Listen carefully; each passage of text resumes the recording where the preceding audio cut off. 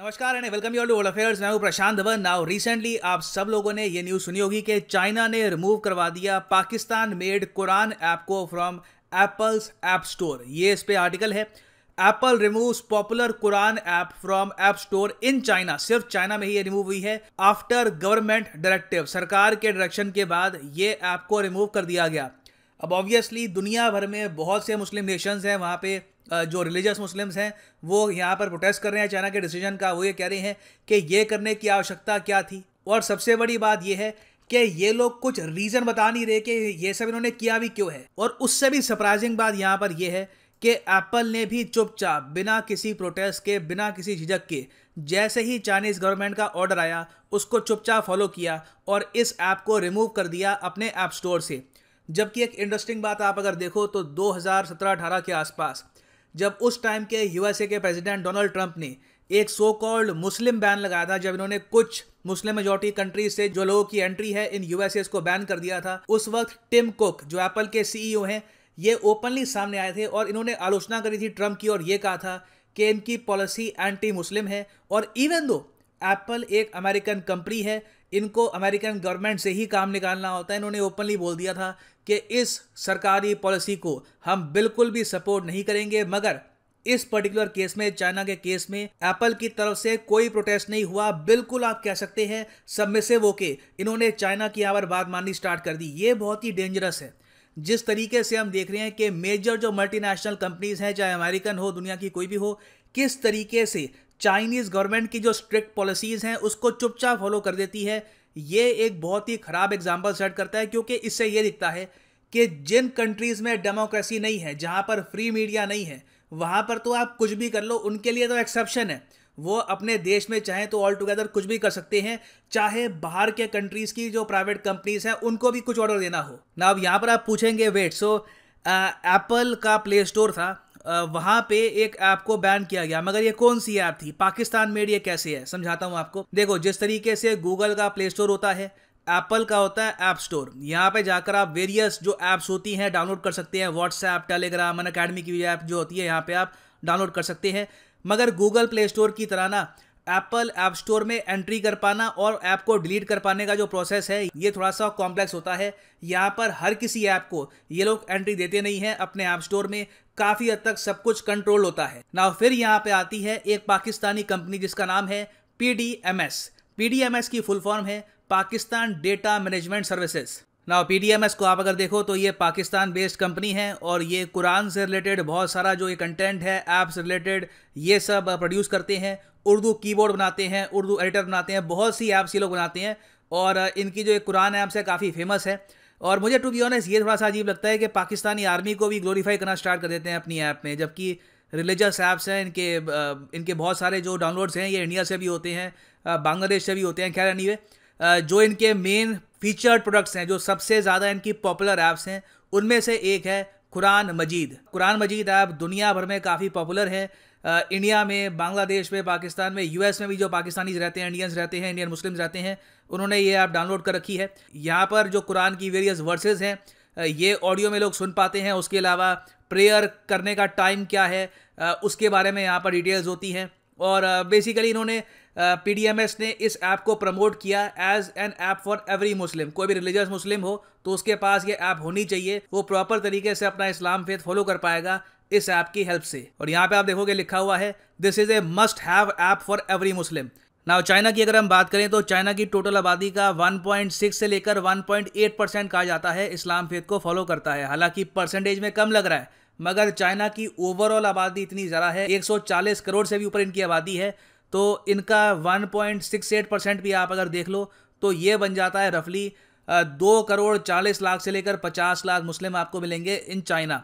अब इतनी बड़ी मुस्लिम पॉपुलेशन है, ज़्यादातर ऑफकोर्स जो शिनजियांग प्रोविंस है चाइना का, वहाँ पे आपको उइगर मुस्लिम्स मिलेंगे। और इस रीजन में ये ऐप काफ़ी हद तक पॉपुलर हो गई थी, क्योंकि आप मान के चल लीजिए 10 लाख लोगों ने तो इस ऐप को डाउनलोड कर ही लिया था। और इसकी पॉपुलैरिटी एक्चुअली आप अगर देखें तो पिछले 1 साल में काफ़ी हद तक बढ़ी है। और जो ग्रोथ ट्रेजेक्ट्री थी इस ऐप की, उससे लग रहा था कि ये ऐप आराम से चाइना में 20-30 लाख डाउनलोड कर ही लेगी आने वाले 1-2 सालों में। अब अचानक से क्या हुआ कि चाइनीज़ गवर्नमेंट ने एप्पल को ये कहा कि तुम्हारा जो ये यहाँ पर एप्पल स्टोर है ना, वहां से इस ऐप को रिमूव कर दो। अब बाकी जगह आप अगर देखो तो चाइना में ना काफी जो इनके फोन है वहां पर गूगल प्ले स्टोर आपको मिलेगा ही नहीं। जो ऑपरेटिंग सॉफ्टवेयर होता है बहुत सारे इनके फोन्स का, चाहे बाहर की कंपनी के भी फोन हो, वहां पे काफी बार ये खुद का जो एक ऑपरेटिंग सॉफ्टवेयर है वो डलवाते हैं चाइनीज कंपनीज का सॉफ्टवेयर।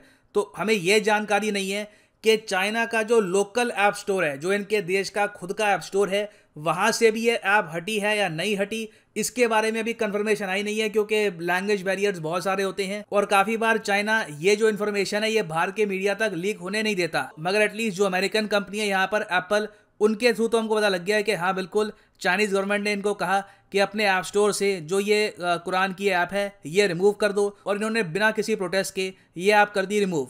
ना यहाँ पर आप पूछ सकते हैं ठीक है चाइना का खुद का देश है, उनके जो रूल्स है अपने देश में वो चलाएंगे, तो इसमें प्रॉब्लम क्या? देखो प्रॉब्लम यहाँ पर ये आती है कि ये माना जा रहा है कि चाइना का जो एक लार्जर प्रोग्राम है मुस्लिम्स को सप्रेस करने का अपने देश में सिस्टमैटिकली। देखो एक होता है कि किसी देश में कुछ इंसिडेंट हो गया, वो न्यूजीलैंड में जो मॉस्क की शूटिंग थी, ये कई दशकों में कई सालों में एक बार एक बहुत ही खराब इंसिडेंट हो गया, मगर फिर होती है एक सरकार की पॉलिसी बनाई जाए कि प्रॉपर सिस्टमैटिक तरीके से एक कम्युनिटी की आबादी कम करेंगे, उनको सप्रेस करेंगे, उनके लिए कैंप्स बनाएंगे।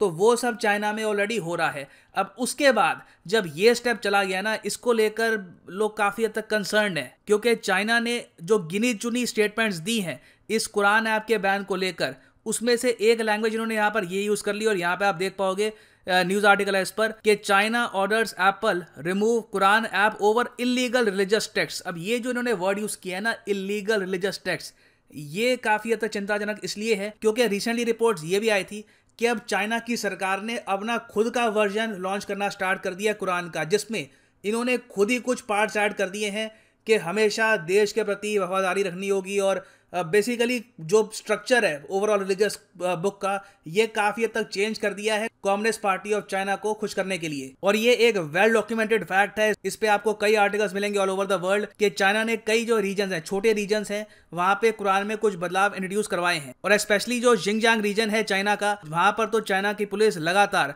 जो भी मुस्लिम्स हैं उनको ये कहती है ऑलमोस्ट हर दूसरे तीसरे महीने कि जो भी तुम्हारे पास कॉपीज हैं होली कुरान की, ये हमको प्रोवाइड करो। और पुलिस और अथॉरिटीज रेगुलर बेसिस पे आवे ध्यान रखती है कि लोग बहुत ही बड़े स्केल पर कुरान को पढ़ना ना स्टार्ट कर दे और परचेज करना ना स्टार्ट कर दे। ये वेल डॉक्यूमेंटेड बात है, आपको यूएस रिपोर्ट में ये बात मिलेगी, कई ह्यूमन राइट्स वॉचडॉग की रिपोर्ट है, वहां पर भी ये बात लिखी गई है कि चाइना की सरकार कैटेगोरिकली कोशिश करती है कि चाइना के मुस्लिम्स प्रॉपर तरीके से अपना रिलीजन फॉलो ना कर पाएं। और जो ये चेंजेस करने की कोशिश कर रहे हैं, ये सिर्फ कुरान तक सीमित नहीं है, ये बाइबल तक भी बात कर रहे हैं आज के समय। आपको ऑलरेडी पता होगा कि चाइना ने रिसेंटली ये भी कोशिश करी कि खुद का पोप लॉन्च कर दे, खुद चाइनीज गवर्नमेंट बैक्ड एक चर्च लॉन्च कर दे। तो रिलीजन में चाहते हैं कि कंप्लीट इनका कंट्रोल हो, कभी ऐसा ना हो कि कोई बाहर की ताकत रिलीजन का इन्फ्लुएंस करके चाइना को डिस्टेबलाइज करने की कोशिश करे। और इवन तो यहाँ पे आप कह सकते हैं मगर जो ये ऐप बैन करी है ये तो पाकिस्तान की है, तो पाकिस्तान प्रोटेस्ट नहीं करेगा। देखिए ऑब्वियसली पाकिस्तान प्रोटेस्ट नहीं करने वाला। पाकिस्तान को आप यही मान लीजिए एक टाइप की इकोनॉमिक कॉलोनी बन चुकी है चाइना की, और ये लोग एक्चुअली खुद अपने देश में काफी बार कई जो इस्लामिक ऐप्स हैं इनको बैन कर चुके हैं, स्पेशली ऐसी ऐप्स जो प्रमोट करती है अहमदिया कम्युनिटी का थॉट। फॉर एग्जाम्पल कुछ महीने पहले न्यूज ये आई थी, जो अहमदिया मुस्लिम्स हैं इन यूएस इन यूरोप, उन्होंने एक ऐप बनाई अहमदिया मुस्लिम्स के लिए, उनके थॉट प्रोसेस के लिए, उनके रिलीजियस बिलीव्स के लिए। तो ये जो ऐप है ये पाकिस्तान की सरकार ने ऑफिशियली बैन करवा दी गूगल प्ले स्टोर और एप्पल के ऐप स्टोर से। तो ये एक इशू है जिस पर मेरे ख्याल से यूएसए को और इवन यूरोपियन यूनियन को, इंडिया को भी ये मुद्दा उठाना चाहिए। क्योंकि देखो आप यहाँ पर आप कह सकते हैं हम ये मुद्दा उठाएंगे, ये लोग कहेंगे कि इंडिया में ये इंसिडेंट हो गया था। देखो एक इंसिडेंट हो पाना अलग बात है, मगर हमारी सरकार ओवरऑल सेकुलर है, हम लोग ओवरऑल सेकुलर लोग हैं इंडिया में। तो बिल्कुल मेरे ख्याल से आज के समय चाइना और एप्पल को अकाउंटेबल ठहराना चाहिए कि आपने ये एक्शन क्यों लिया है और आप लोगों को अपना रिलीजन प्रॉपरली प्रैक्टिस करने क्यों नहीं दे रहे। और फाइनली यहाँ पर मैं आपको यही बता दूं कि अगर आप एक बार लाइफ में प्रॉपरली यूपीएससी एग्जाम की तैयारी करना चाहते हैं तो आप परचेज कर सकते हैं अनअकैडमी के क्वालिटी कोर्सेज। सिंपली जाओ कमेंट सेक्शन में, यहाँ पे आपको मिलेगा ये लिंक, इस लिंक पे आप कर सकते हैं क्लिक, और यहाँ पे आप परचेज कर पाएंगे ये यूनिक कॉम्बो पैकेज यूपीएससी का, जिसके अंडर आप यूपीएससी प्रीलिम्स, मेंस और ऑप्शनल तीनों की ही तैयारी कर पाएंगे इकट्ठा। मगर जो प्राइसेस यहाँ पे लिखे होंगे पे करने की आवश्यकता है नहीं आपको, सिंपली यहाँ पे आपको एक कोड यूज करना है PD10 and the prices will fall. So use the code PD10 and save money. So इसी नोट के साथ ये है वीडियो का अंत। Thank you for listening and as always God bless you.